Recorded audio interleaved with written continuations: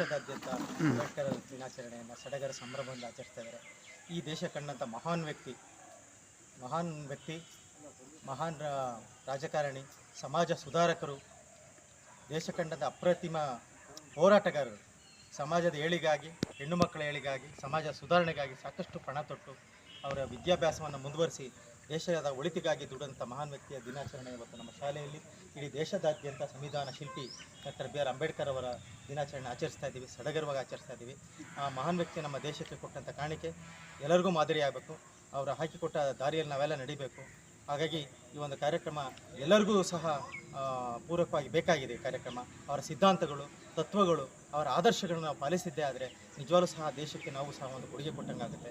ಆ ಮಹನೀಯರಿಗೆ ನಮ್ಮ ಶಾಲೆಯ ಕಡೆಯಿಂದ ಎಲ್ಲರಿಗೂ ಸಹ ಅವರು ಈ ಒಂದು ಕಾರ್ಯಕ್ರಮ ಮಾಡ್ತಾ ಪೂಜೆಯನ್ನು ನೆರವೇರಿಸಿ ಅವರಿಗೆ ಶಾಂತಿಯನ್ನು ಕೋರ್ತಾ ಇದ್ದೀವಿ.